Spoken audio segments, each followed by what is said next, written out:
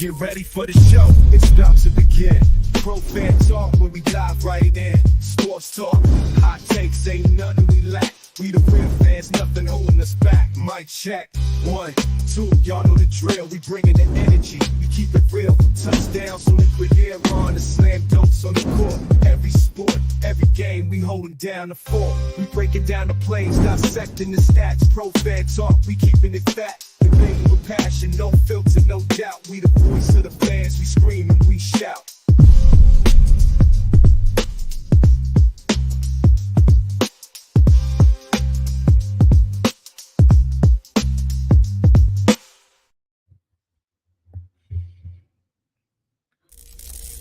Get ready for the show, it's about to begin.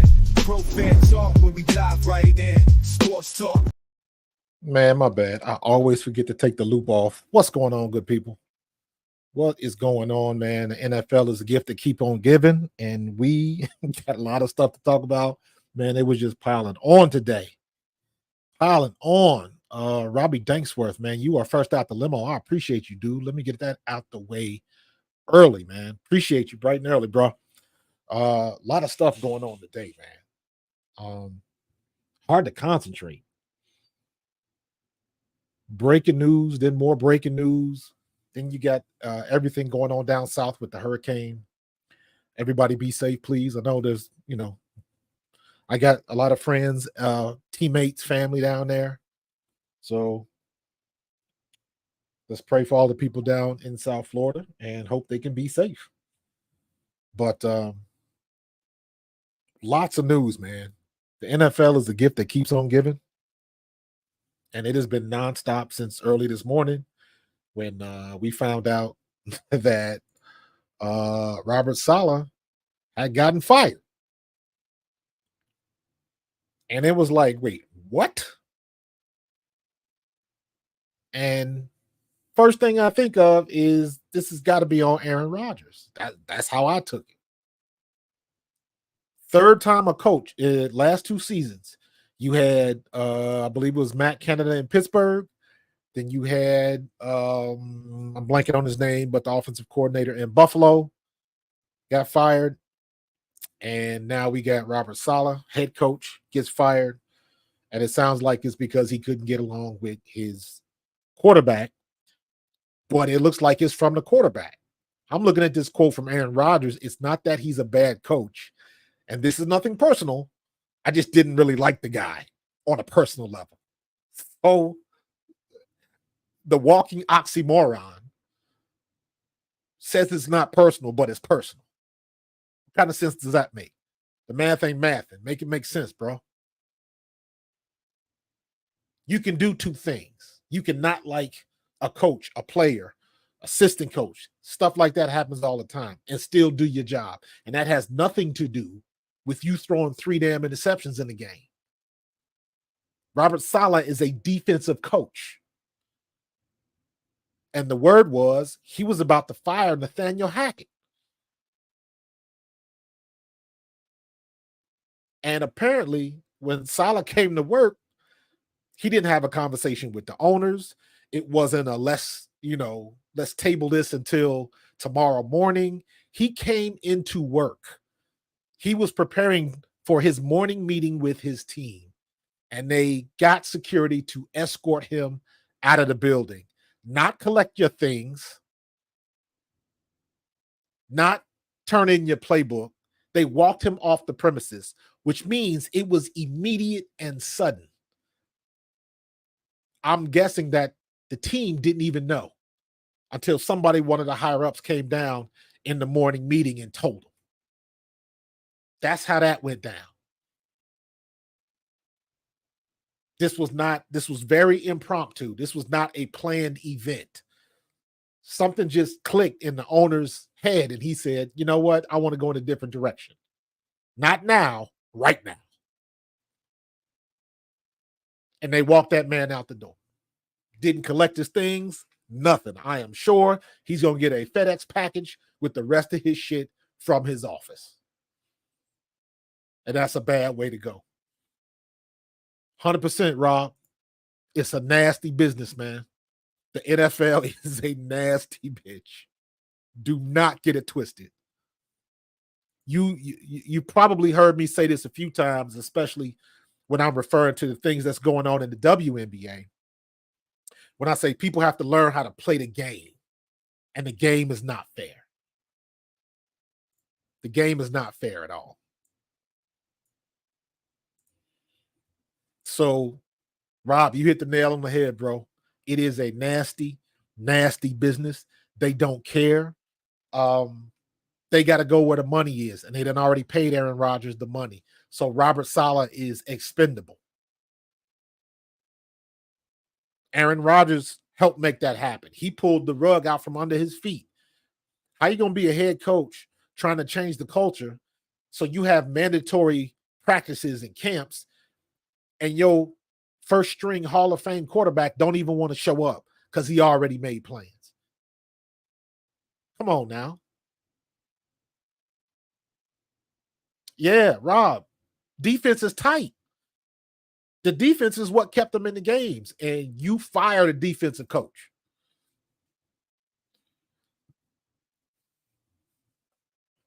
I don't get it, man. It's a nasty business, man. They are not trying to be your friend. This is what I mean when I say you got to be careful or you will be promoted to fan. Robert Saleh got promoted to fan that quick. They're already talking about teams might want to pick him up and, be an assistant defensive guy on somebody's team. You know what? This man probably going to get on the plane, go somewhere in the Caribbean, or take his family somewhere and just chill with his family and get away from it. Because stuff like that has a way of leaving a nasty taste in your mouth. And sometimes you need to step away for a minute. In my opinion, he didn't deserve that. He was doing his job. His defense was doing everything. And even the when Aaron Rodgers scored a touchdown, Robert Saleh went over to congratulate him, and Aaron Rodgers pushed him away. And I was like, you bitch. The least you could do is, give him some dap or something. You ain't got to try to embarrass the dude on national television. Aaron Rodgers is like, I don't like him anyways. He think he too smart for his own damn good. But like, come on, man, you can't. That's the third time we done had a coach get fired because the players weren't doing what they were supposed to do. When Matt Canada got fired in Pittsburgh, if Kenny Pickett would have been playing a little bit well or a little bit better and not thrown all them damn interceptions, maybe Matt Canada will still have a job. When Josh Allen got what's his name? Ken Dorsey. Ken Dorsey was the OC in Buffalo.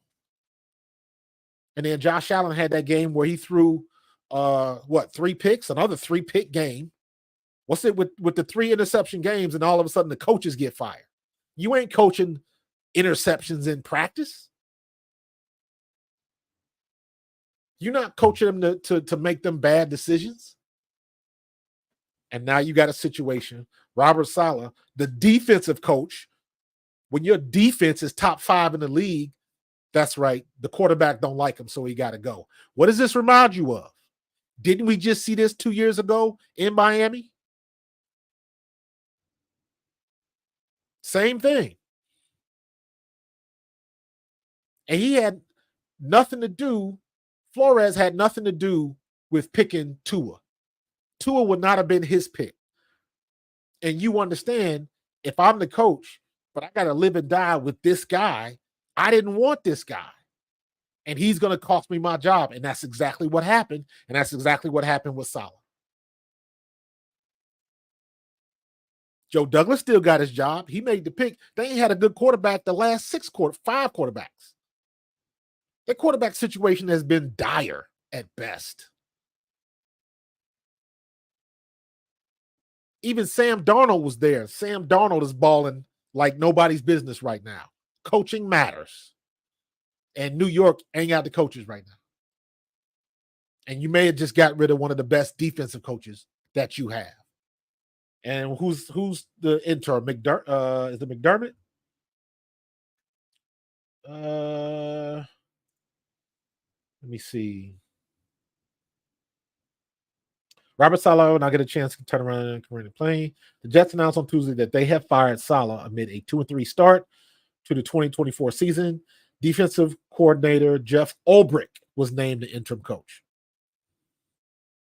After sticking with Saleh entering year 4, firing him 5 games into the season is a surprise by the New York Brass. In 56 games as the head coach, Saleh compiled a 20-36 record, never generating a winning season. His final game with the Jets was a 23-17 loss to the Minnesota Vikings in London. So what you're telling me is if Aaron Rodgers hadn't thrown 3 interceptions, maybe Robert Saleh would have kept his job.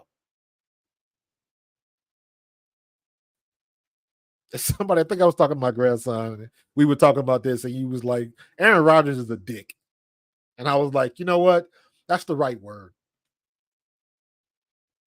Conceited, stuck up attitude. Not as good as he used to be, but still thinks he is. And don't want to listen to nobody. And thinks he's always right. He's a dick. And he got his coach fired. So if he'd have had 3 touchdowns and 350 yards and they would have won the game, Robert Saleh keeps his job. So because Aaron Rodgers is playing like shit, you cost the man his job. Got him promoted to fan. Nah. I hope they don't win another damn game.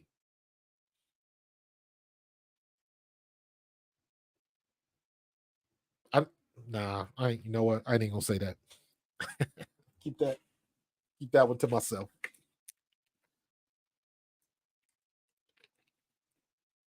It's yeah, man. Keep going back to it, Rob. It's a nasty business, man.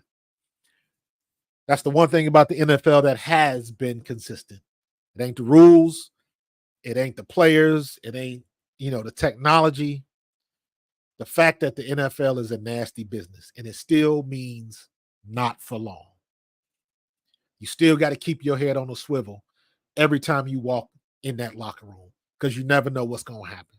You never know when you'll get that call to bring your playbook, man. Even the coaches, nobody is safe. Nobody is safe. And on that note, now you bring it down to the Eagles, come down the turnpike a little bit. Nick Sirianni is on the clock. Nick Sirianni is on the clock. Will, we're going to get into that in a minute, bro. For sure. Nick Sirianni is on the clock. We better win Sunday. I'm with you 100% on that one. This is the perfect time. We are in the perfect setting to get it back. I got it in my notes. This is a restabilization game. This is a stabilization game for Jalen Hurts. And what I mean by that is all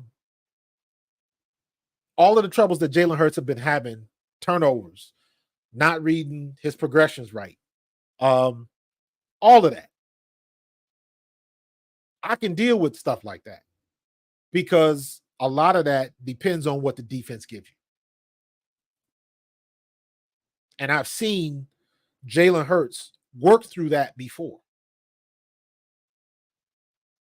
He's worked through stuff like that before. So what I'm looking at, let me see. What I'm looking for is I want to see Jalen just be decisive, get rid of the ball with accuracy, on time, and to the right receiver.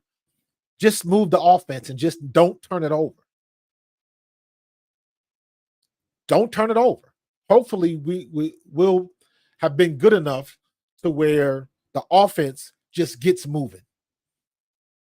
The offense can get it moving, get it rolling, using Saquon. Don't put him on the back burner. Doesn't have to go a whole quarter without him touching the ball. We should never do that. We should be able to at least get at least 2 or 3 possessions in a quarter. So I want to see Saquon at least get 4 to 5 carries, at least a quarter. That gives him 20 touches at the end of the day. but he should at least get 4 or 5. It's already been proven. We got everybody back. The boys are back in town, man. Everybody's back. AJ, Devontae, LJ, everybody's back. So Jalen Hurts has no excuse, but we'll get to Jalen in a minute, but this all comes back to Sirianni. Sirianni is on the clock. And I don't even like saying that because whether you like Sirianni or not, this is a results-based business, and Sirianni has gotten results. You can't say he hasn't. For as bad as everybody says he is, we just lucked into 3 playoff appearances and the Super Bowl. That was just luck that happened. Nah, you can never say that. The last time they said somebody was lucky like that was when Barry Switzer was coaching the Cowboys. And he took them to the Super Bowl right after they fired Jimmy Johnson. And yes, that was a phenomenal team, but I don't care what kind of team you got. You got to be able to coach a team to take it to that level. I don't care how many studs you got on your team. You can't make it to that level without at least a decent coach. So as bad as people hate Sirianni and everything that they have to say about him, what does he do? All of those jokes and stuff. And mind you, you're not necessarily wrong.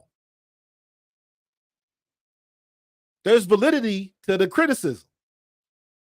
However, this is a results-based business, and whether you like it or not, Nick Sirianni has been getting results. Now, having seen what we just saw in New York, things like that have a tendency to filter out across the league. It's like a domino effect. So you're talking, will somebody else get fired next? Do all of a sudden these owners, I mean, NFL is a copycat league. Owners get an itchy trigger finger. The grass might be greener on the other side, but it's still got to be mowed. You're quick to get rid of a coach. Who you going to replace him with? Can the replacement get what the head coach was getting out of your team?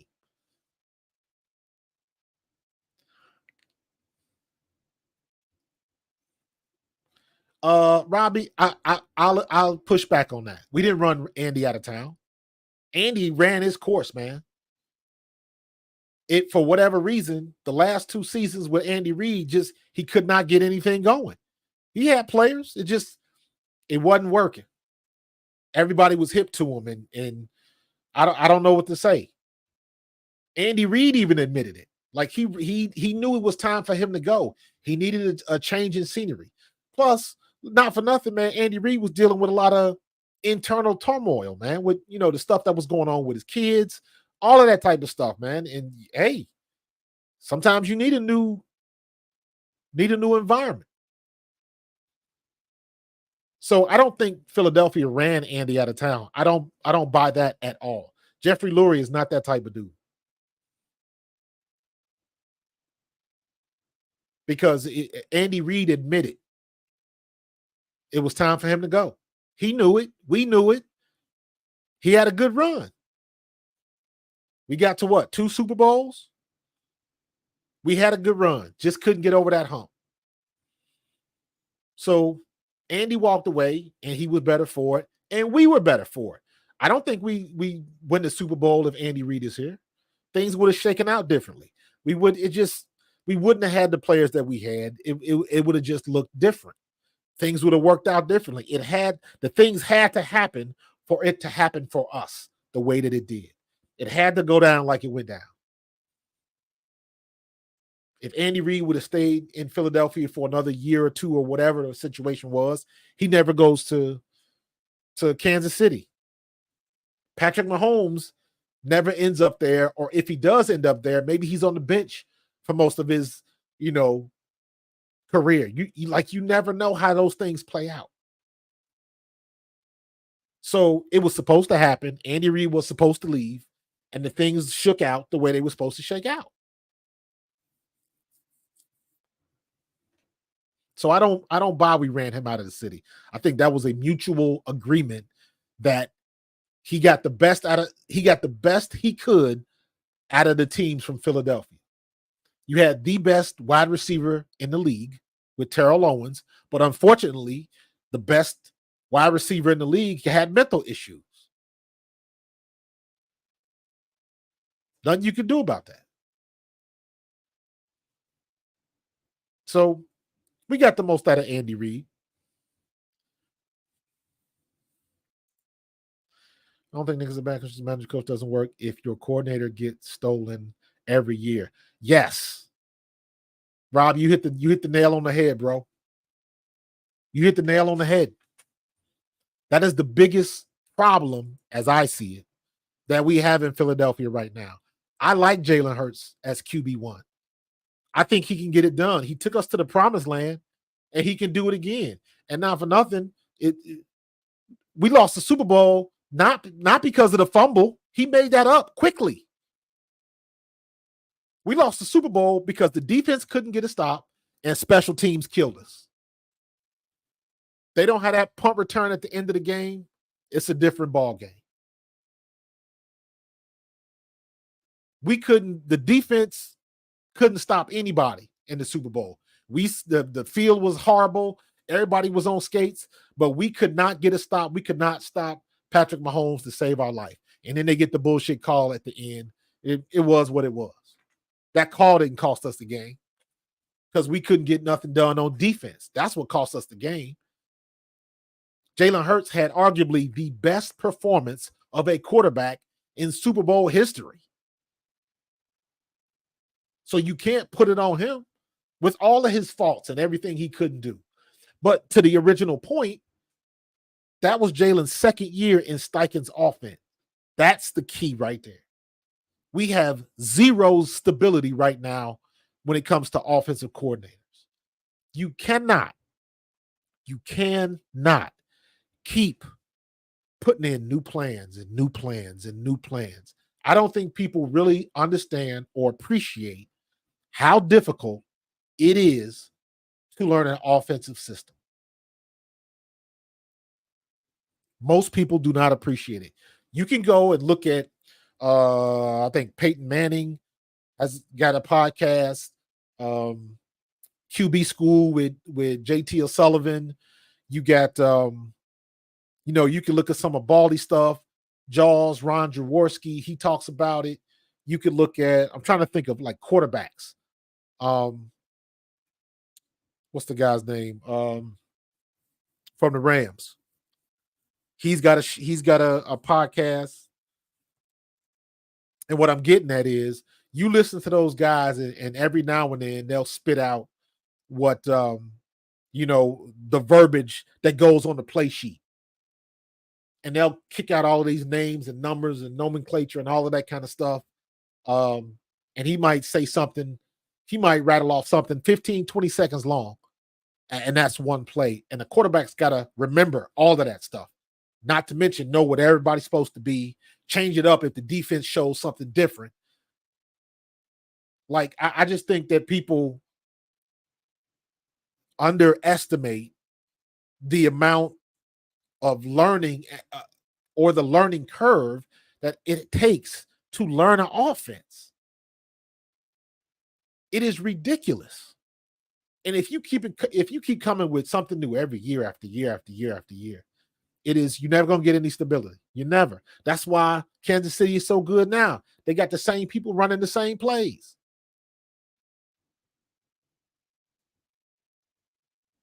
You got the same people doing the same stuff year after year after year. Patrick Mahomes can come in and run a meeting. He can run film study because they've been running the same offense and he's got the answer to the test already. He knows what he's supposed to do. He doesn't have to think about it. That's how Jalen was that second year with Steichen. Everything was coming natural. He was passing better. He was beating you with his arm. They couldn't stop the RPO. Everything was clicking. Everything was working. Dallas Goedert was involved. A.J. Brown was involved. Everything was working. The only thing we didn't do was we didn't run the ball well. Miles Sanders got blasted, and then he crapped out after that. He tapped out. And we never went back to the run. And we still had a good opportunity to win that game. But because Patrick Mahomes is so in tune with everything that goes on, he is very difficult to stop. That's why him and Travis Kelce are so good together, because they got the same thing that Gronkowski and Tom Brady had. They got that unspoken communication on the fly. It happens in real time. Some of the stuff that they do together, they didn't rehearse it. They didn't practice it. It just happens, and they know it happens because their relationship, they got a tangential relationship, and they know exactly what the other person is going to do 9 times out of 10. The defenders have no clue, nor do they know how to stop it. That's what makes Mahomes so great. The relationship he has with Travis Kelce and everybody else on that offense. We don't have that yet. And we can't get it if every other year we got a new offensive coordinator. It's not going to happen. Not going to happen. So now we under the 8 ball, and we go back to my main point. Nick Sirianni is on the clock. And let me preface this by saying, I do not think this is going to happen, but I'm going to say it anyways. If we struggle against Cleveland, and God forbid we lose to the Giants, Philadelphia will explode. We cannot let that happen. The fact that that is even a possibility is a problem.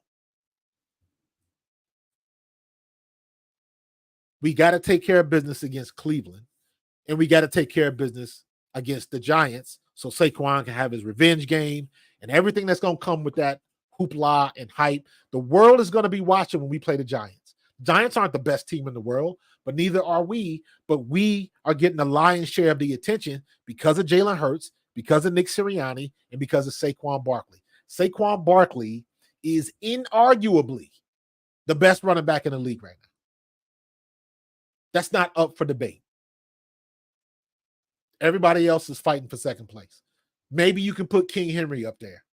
I would allow that.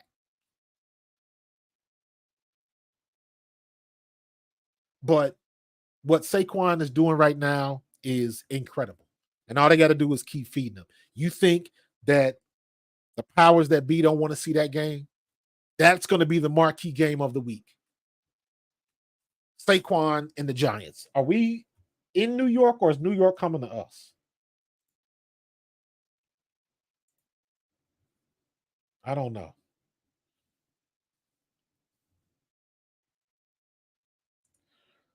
Let me take a look at this week.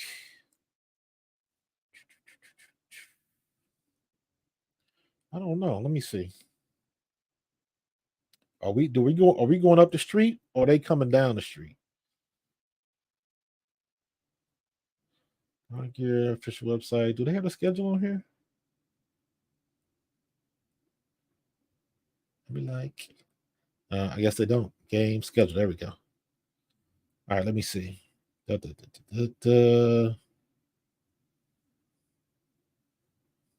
this is the whole. I can't get a team. Yeah, I'll find out later. Somebody in the chat, look that up for me. Look up when the Eagles play the Giants. Is the first game home or away? Let me see. Eagles schedule.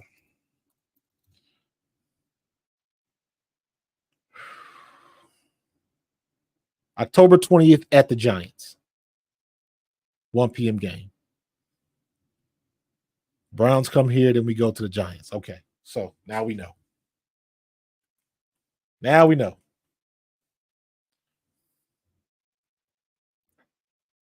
So we've got to be able to handle our business against Cleveland. Cleveland cannot be a scrappy win. It wasn't looking good, and all of a sudden Jalen Hurts, threw a good pass against the Cleveland. Cleveland is not a good team, man. Deshaun Watson is one of the worst QBs in the league right now. But Murphy's Law says they'll have a phenomenal game against us. Never fails. And we'll be sitting here like, we should have destroyed this team. If we'd have did this, and this, it'd have been a different game. I don't want to have them conversations no more. I want to see our team go in there and handle business on offense and defense. We have not had that yet this year. We haven't had a dominant game yet where the offense dominates and the defense dominates. It's either one or the other. Really, it's either one. It's just the one. We had a decent game on offense against Green Bay. That's it. We did okay against Atlanta. And then Sirianni screwed that up, throwing the ball. So I just don't want it to be some scrappy, got to come from behind win against Cleveland. It should not happen. This is a team that we should beat. New York is a team that we should beat. So beat them. I don't want any close calls because guess what? Everybody's looking at the same tape now. Everybody's going back and looking at the Tampa Bay game. And what do you think every other team is going to do when they play Philly? They're going to blitz like it ain't nobody's business.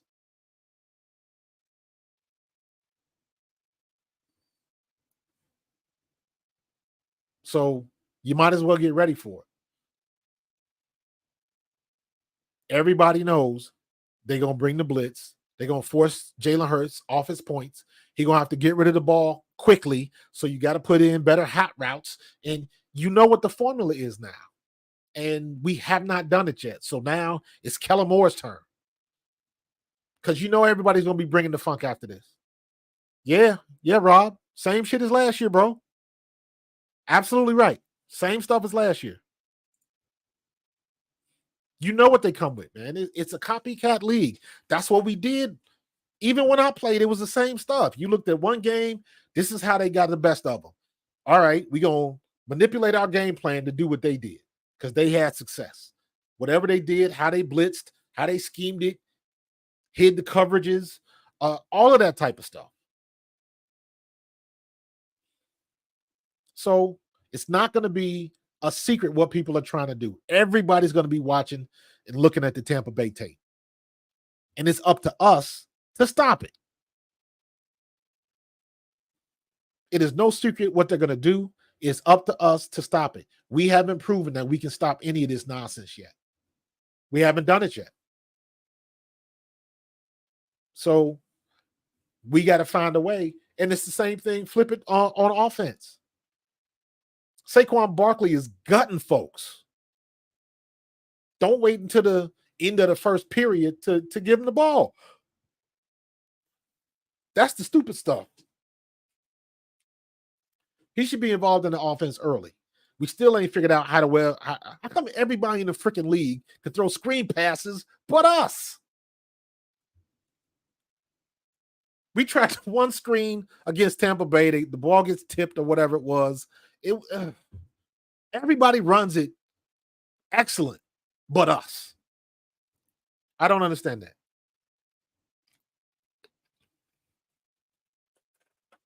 I don't get it.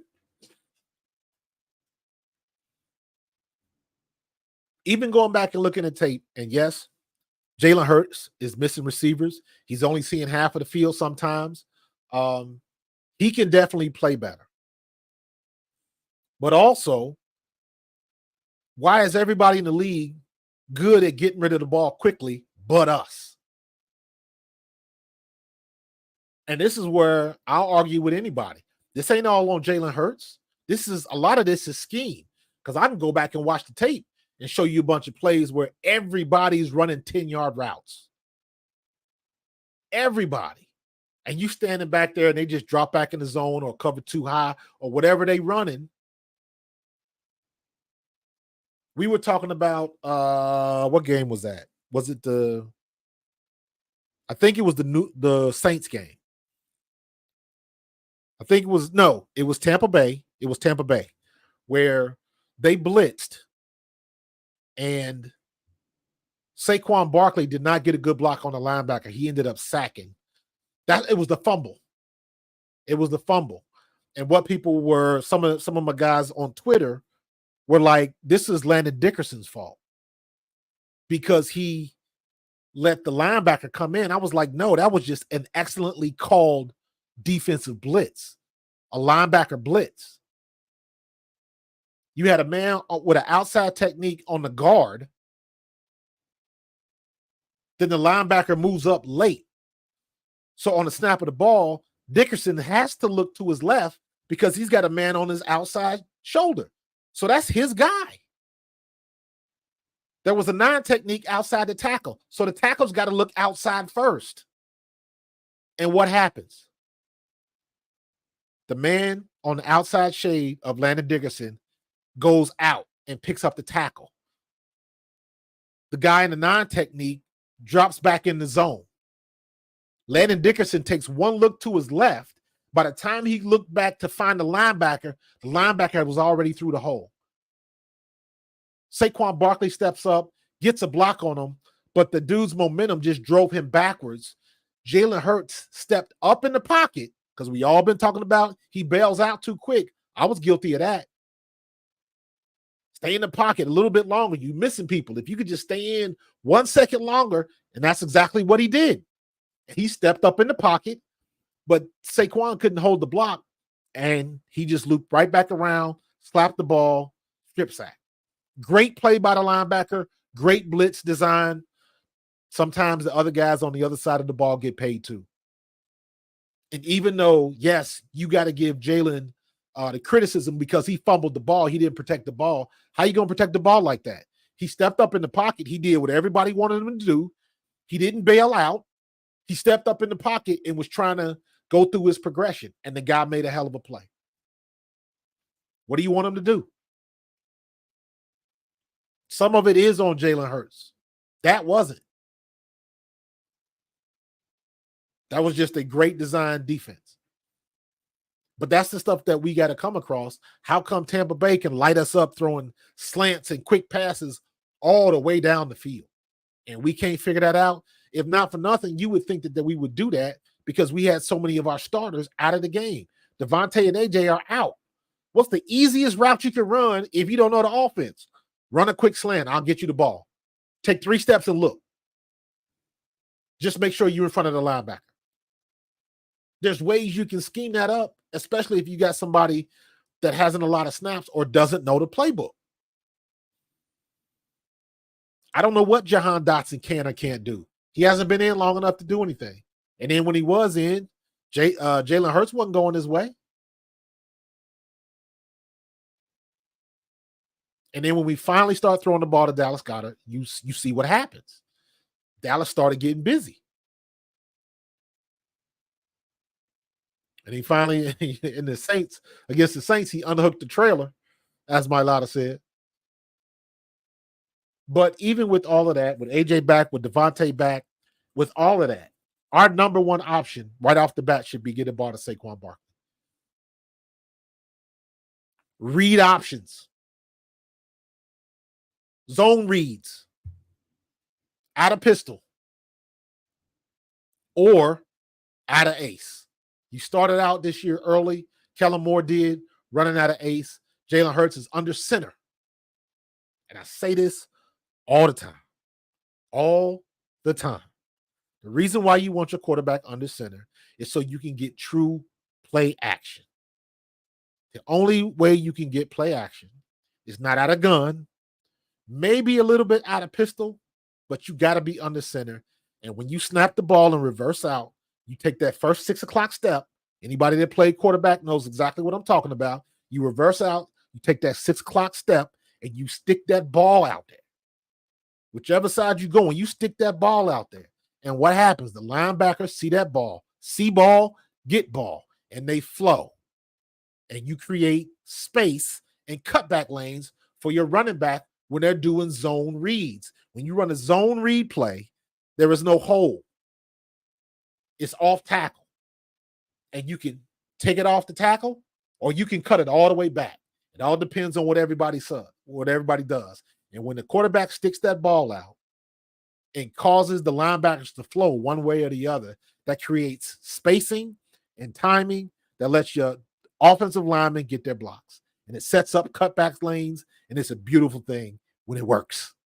And it's worked for us a couple of times. We just got to keep doing it. We just got to keep doing it.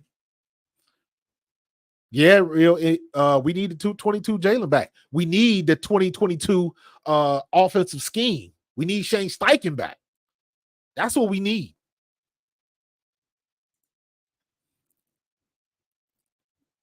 The only time you need a 7-step drop is when he's under center. But honestly, RMP, most of the time, they're in gun, so he's only doing a 3-step drop, and he's already 8 yards deep. So that's the same thing as a 7-step. The reason why they do so much with gun because it's easier for the quarterback to read because he's already back there. So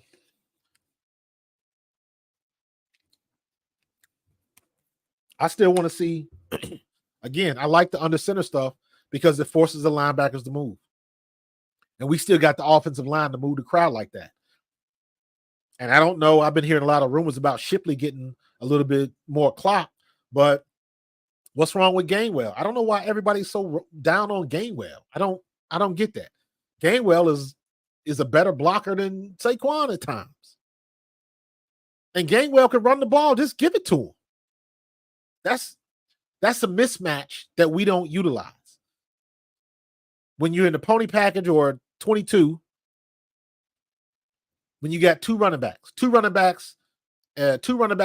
ends, or two running backs, two receivers, however you want to call it. And they call the same thing 8 million different ways. But basically, you want a package where you got two running backs because that means you have to have a linebacker on one of the running backs. That's a mismatch. That's a mismatch that you want. And I don't think we take advantage of it. We need to run middle screens. We got too many long developing plays, and we got to do better than that. We got to set that up better. We don't start small or start short and build it. It's like right off the bat, we trying to cram it down your throat, 10 to 15 yard passes. You got to set that stuff up. The perfect example is the almost touchdown by Dallas Goedert against the Saints. That was a mesh play, a crossing play. Jahan Dotson ran it perfectly. He disrupted the linebackers enough to where they almost ran into each other, but it created space. Dallas Goedert catches the ball and takes off. Short routes. You cross each other, cause a little confusion, hit the open guy, you can make things happen. Yeah. But guess what? That's by design. You look at the routes. Nobody's coming across the middle. That's the routes, which means that's the playbook. So that I can't really blame that on Hurts. Now he has missed some people across the middle, and if he would have, I don't know what his progression is. Some people think progression because naturally we read left to right, right? So is the progression 1, 2, 3, 4? Is it X, Y, Z, H? Meaning X receiver, Y is usually the tight end. Then you got the Z receiver, and then the H is the halfback, depending on the formation. But is it trips? Is it stacked? Is it twins? Then do you start out in trips and motion the twins? Do you start out in stack and the slot receiver comes in motion but runs behind the quarterback? So now instead of trips, you end up in ace or a pistol, twins right or left. So it all depends on what the motion is doing, what it turns into, and whose responsibility is who. The biggest thing you do when you go in motion or you shift is you want to get a matchup that's favorable to the offense. Normally, it is a wide receiver or a running back, and that linebacker's got to cover them. That's a win for us. But you got to scheme it open. And now for nothing, I think Jalen Hurts could. I just think we need to design some check down plays. Keep Saquon Barkley in, let him chip on the tackle. When the offensive tackle steps out to block that, that wide 9 or that 7 technique, the running back goes down, gives him a little chip, helps him out, and then he curls right inside, right somewhere between the center and where the tackle is. You got to find a spot. Usually that's the running back's job, is you got to find a spot, find an open lane where the quarterback can see you and can drop you the ball, and then you got about 5 to 6 yards of space. And the first man you see, usually it's the linebacker. Maybe that they're in some type of man, or he dropped back in the zone, but he's covering that. So if I turn around and I've got the linebacker, me as a running back, I should be able, that's my guy. I can beat that linebacker. That's the kind of stuff we got to take advantage of. And the way Saquon Barkley is playing right now, I will take that bet 10 out of 10 times. Because I'm expecting him to win that battle. He's going to either shake him, run him over, get yak yards. He's going to do what he has to do, but he's going to go forward. And what's the rule as a running back? I just need you to get 4 yards. You give me the ball 3 times and I get 4 yards every time, that's a first down. So that's the goal for a running back, to get at least 4 yards on every time he touches the ball. But make it work for you. We keep running the ball. Linebackers got to come up the field. That means the middle of the field is wide open. Was that RMP talking about never throwing across the middle? You got to open that stuff up. You got to scheme it open. You got to scheme it open, man. So we got some things that we can do. I know Kellen Moore's done it before. Because, dude, I can go back and watch the Dallas tapes with Zeke. That 1 year with Zeke, man. He was killing folks with play action. And it worked. And they knew it was coming, and they still couldn't stop it. That's when you know your offense is working. That's when you know. When I was in college, I learned this lesson. When I was in college, I was the best running back in my conference. I was the best running back in 1AA history at a point. Look up the stats. I ain't playing. Everybody knew I was getting the ball, and they still couldn't stop me. That means our center had to do what they had to do. Guard, tackle, tight ends, everybody was doing their job. They knew I was getting the ball. They knew I was going to get the ball 20, 25 times a game. Dude, I averaged 6.2 yards a carry in college. They knew I was going to get the ball. They could not stop us. We had that type of potential with the Eagles, with Lane Johnson and Mekhi Becton. I didn't think anybody was going to be at playing at guard. I didn't think we were going to have a offensive guard as big as our offensive tackle. We got 2 of the biggest bookends in the league. Lane Johnson and Jordan Mailata. And now we got Mekhi Becton, who is literally the same size, maybe even bigger than Lane Johnson, and is doing a hell of a job. And now it's been proven that we got quality backups. Our offensive line should be just straight up smashing everybody we came across. Now, we learned a lesson last week or 2 weeks ago when we played in Tampa Bay, because Vita Vea was eating everybody's lunch.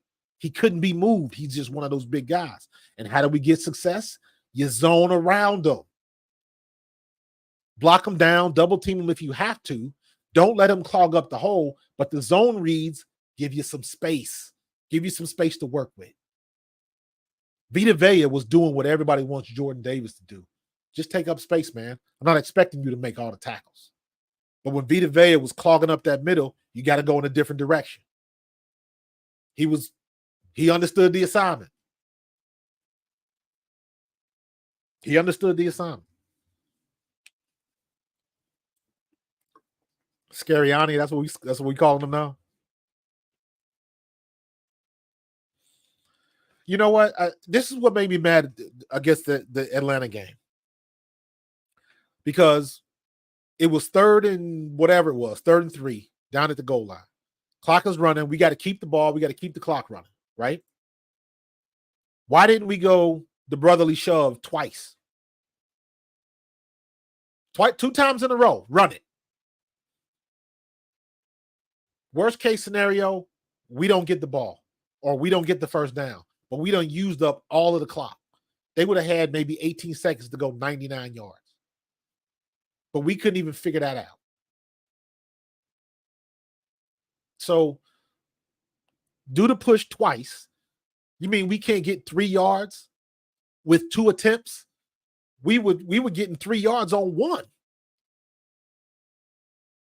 If you ever watch Jalen do the brotherly shove, what he does now is as soon as he gets the snap, he pauses half a second and he slides to the left. The left is where it's always open. If he goes straight ahead, he gets blasted because now they coming across the top and trying to beat him, trying to hit him in the helmet. But he just gradually slides to the left because the left is where the DBs are. So you got a DB trying to cover where the offensive lineman is. They're going to lose the battle of physics every time. So all you got to do, he has to slide one. So just imagine he's over the center. He just needs to slide one man over to the left.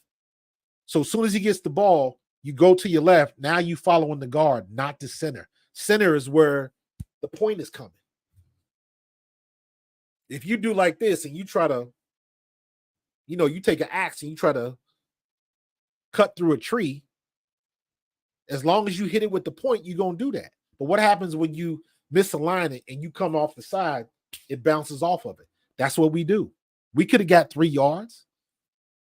The one thing you can't do is leave the possibility that the clock might stop. And that's exactly what we did by throwing the ball. Now, yes, it was the right play. Yes, it was the right call. Yes, they had the right defense.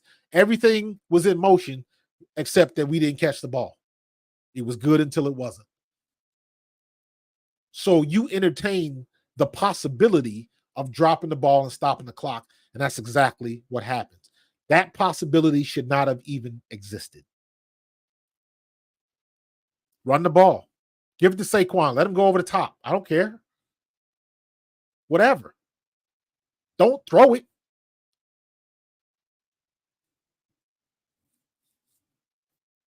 I don't mind Sirianni being the CEO coach. Some of the best coaches, Parcells, Jimmy Johnson, Tony Dungy, they were CEO coaches. Yes, they either had an offensive or a defensive mind, but they weren't calling the shots. There's too much stuff going on. There's too much stuff going on to be able to be the defensive coordinator, see what's going on the field, but you still got to throw challenges and watch the clock, and it's too much stuff going on. So a CEO coach makes sense, but you got to make the right decisions if that's what you're going to do. And some of these, from not kicking field goals to going for it at the wrong time, like, dude, take the points, live to fight another day. And he wants to, I guess he wants to be the rogue coach, always going for it, gutsy, and all of that kind of stuff. And it just don't work. It burned Dan Campbell last year in the playoffs. Detroit should have been in the Super Bowl. And again, same situation that the Eagles had in Atlanta. 4th down play. They went for it. They probably should have punted. They went for it. Called the right play against the right defense, threw the perfect pass. The wide receiver falls, and he doesn't make the catch. Hits him in the hands. It was a good pass. If the wide receiver keeps his feet, 1st down, and you keep it moving, and the ball game's probably over. And it was good until it wasn't. So we are not in a dire situation. We got 2 weeks, because even if they play bad against Cleveland, it's not going to really hit home until we play the Giants. The Giants is a conference game. That matters. The rest of this book, because we can play like some shit, but if we still win our division, we win our division. That's the most important thing. We NFC East champs. But guess what? We got a problem down the turnpike in the damn DMV because that young fella down in Washington is balling. And if I remember correctly, somebody, I ain't gonna mention no names, me, thought Cliff Kingsbury would have been a better option than Kellen Moore. I'm not saying, I'm just saying. All I know is that young fella is playing some ball out there in Washington. So he is getting it done.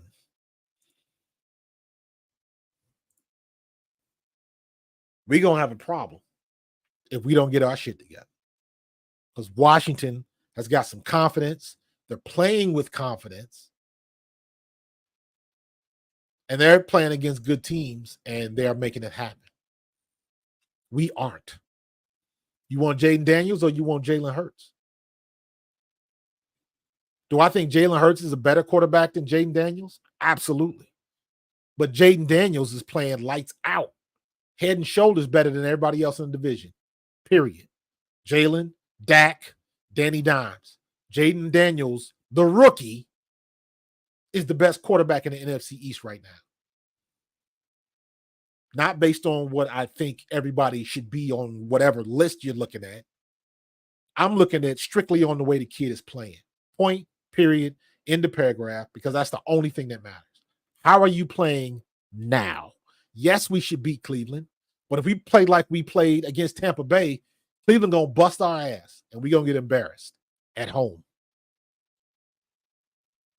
And if we play bad against Cleveland, most likely we're going to play bad against the Giants. So, again, while I don't think it'll happen, the possibility exists that we have a bad showing against Cleveland and we lose against the Giants. The possibility exists, and I don't even want that possibility to be. Yeah, man. Dallas got lucky the other night. Dallas should have lost that game. Pittsburgh should have beat Dallas. If they would have had a little bit better quarterback play, they would have beat Dallas. But woulda, coulda, shoulda. Don't do nothing but rhyme. Dallas, Dak Prescott made the play when he had to make the play. Because if he didn't, everybody and their mama would have said, Dak can't do it anymore. He can't make those plays. You got to be able to make those plays to win games and carry your franchise and all that other stuff that people spout off. You know what? Dak made the play. He looked shitty for the whole game, but when it mattered, he did what he had to do. Dak didn't have a good game, but he got the dub, though. That's all that matters. They don't say ugly win. It just says win. Yeah. Yeah. I remember them days. So you never know what's going to happen, man. You never know. All I know is we control what we control. You know, everybody and their mama saying Jalen's quote, keep the main thing the main thing. I done heard that on TV. I done heard that in other genres. Like everybody taking that. And I'm sure that Jalen Hurts wasn't the first person. I think Nick Saban said it first. But in any case, we got to keep the main thing the main thing. Do what we do best. Run the ball behind Mekhi Becton and Lane Johnson. Run it until they prove they can stop it. That's what we should do. Let's not make this complicated. Run it till they prove that until they prove that they can stop it. So they got some work to do. I know that they had the week off, and I'm like, when you playing like this, you don't give your team the week off. Hell no. Hell no. We got some shit to work on. Get your asses in the compound. We're going to go over some game tape. And, you know, you can go out there and practice in shells and get some mental reps or whatever you're going to do. But you got to set the tone. Like, we got to be better. And I don't think Sirianni's doing that. I don't. We're missing too many tackles again. Tackling it has to be practiced. Has to be practiced. Has to be practiced. Period. I don't give a damn what anybody say. That is a prerequisite of playing in the NFL. You must be able to tackle. And we don't do that no more. That is a skill that is being diminished every year because they don't hit in camp no more. Guardian caps and all of that other, they so busy trying to keep people healthy that people are getting hurt. It's not good for the game. It's a bad look. They look amateur out there. They can't make a tackle. They're doing things that I would teach my little league not to do. I used to teach my kids, shout out to GT Stallions in South New Jersey. I used to teach my kids, always see what you hit. Keep your head up. And what do? Maddox goes out there against Tampa Bay, ducks his head, and the kid ran right by him. Kid ran right by him. That's the least you got to do. And again, this phrase keeps coming up. Antonio Pierce mentioned it a couple weeks ago, talking about the Devontae Adams out in Las Vegas with the Raiders. People coming up making business decisions. Business decision is simply this: when you, as a football player, come up and you need to make a tackle, make a block, you need to do something where that mandates you be physical with somebody else, and you shy away from it. That's making a business decision. You don't want to do it. You don't want to engage because you don't want to get hurt, or you're scared, or whatever the situation is. That's making a business decision. So when Derrick Henry breaks off and a DB comes up and has him dead to rights, but tries to wrestle him down from the side, that's making a business decision. Because they know they can't hit him head on because he outweighs them by, 50 pounds, and he runs a 4.4. So those are business decisions. But everybody's not built like King Henry. Receivers aren't built like King Henry or DK Metcalf or AJ Brown. Every receiver is not built like that. Now, CJ Gardner-Johnson will come up and make a hit, knock somebody's helmet off, force a fumble, but he's got to be able to stay healthy. CJ Gardner-Johnson has been dinged up for the last 3 seasons. He hasn't had too many clean games. Clean games meaning no injuries. Same thing with Avonte Maddox. It's only a matter of time. These guys have got to protect themselves, but the way they fling their body around is bound to happen because it's happened for the last couple of years. So let's get Sidney Brown right. Let's get Cooper DeJean right. Let's get Reed Blankenship right and get them ready to rock and roll so we can have a physical presence in our secondary so they can handle their business. What's up, Cody K? Yeah, Joe. As a Hurts fan, you there's no rebuttal, man. There's no rebuttal. And we talked about this last week. What's up, JT? I'm gonna leave that alone, bro. I couldn't even watch the game, dude.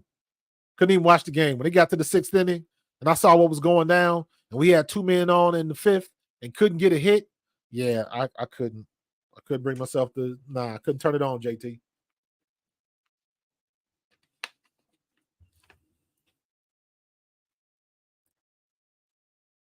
I think it's gonna come to that because of what happened in Tampa Bay. They ate our lunch with that. Quick pass, quick pass, quick pass. I did a video about that. Check that out. I did a video about how fast Baker Mayfield was getting rid of the ball. Let me see if I can find that. Because Baker Mayfield was getting the ball out of his hands in like 2 seconds.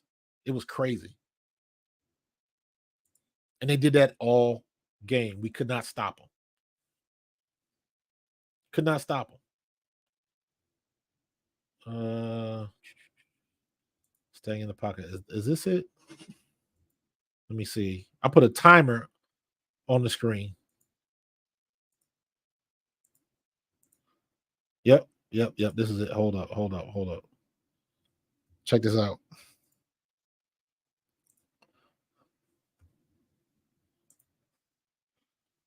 Me in the corner. You see me? Me in the corner. But check this out.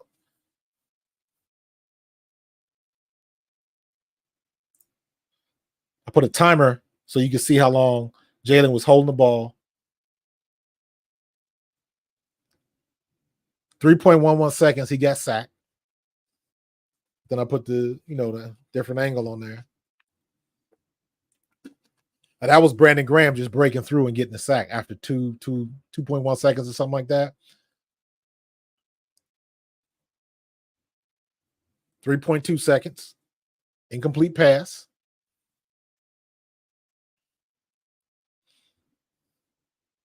Two seconds. Good job by Jalen. 2.8 seconds. 0.8 seconds.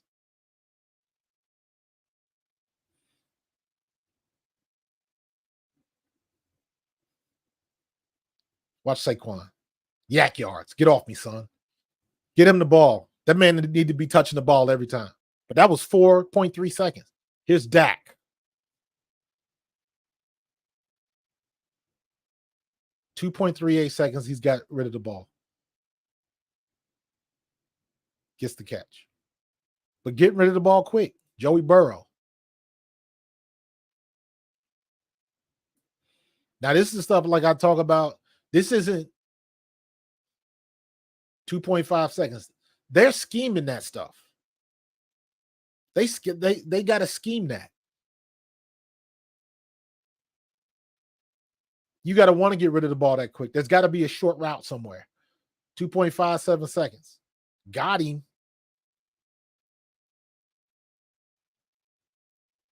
You got to get rid of the ball quick. 2.32 seconds.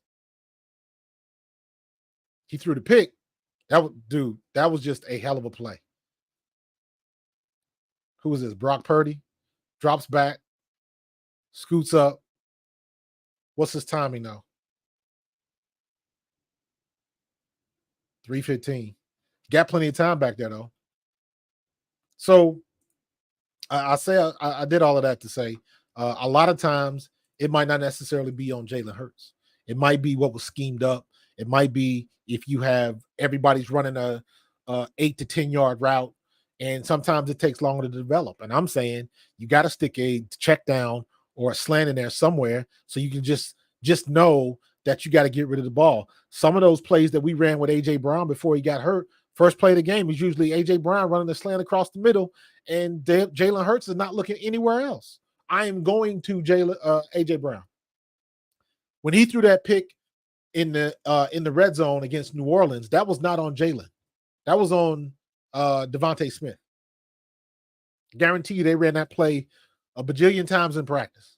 But on that one play in the game, Devontae rounded into that route instead of coming down flat on the goal line, and it would have blocked Matthew from getting the pick.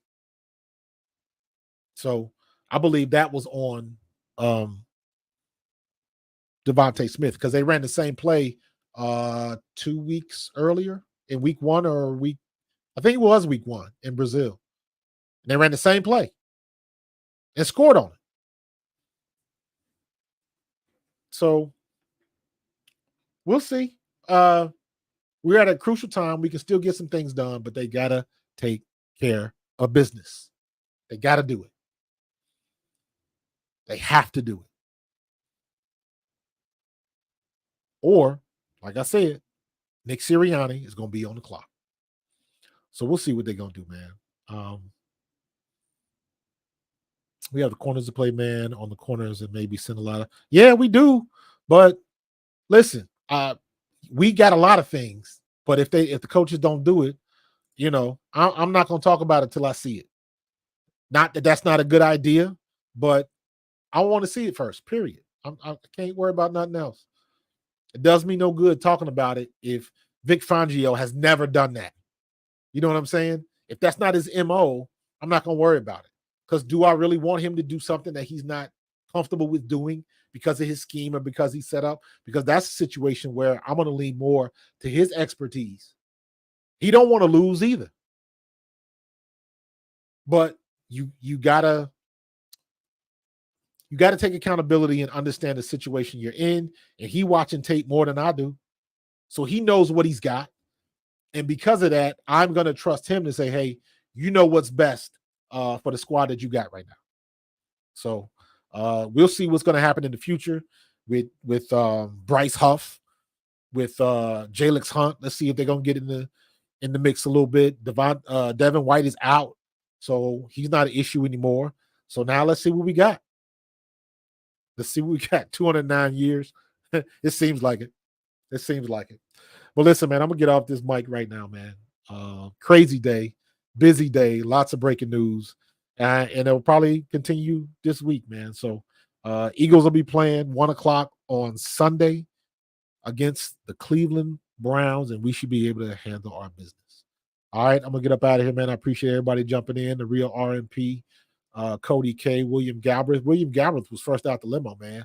My guy JT, one of my boys when I used to work at the Apple Store. Be down with the fruit stand. Appreciate you, JT. Don't be a stranger, man. Joe Weaver, I appreciate you, man. Everybody that was in the chat today kept it live. We're gonna keep it growing, man. So do me a favor. Make sure you subscribe and like, click that notification bell.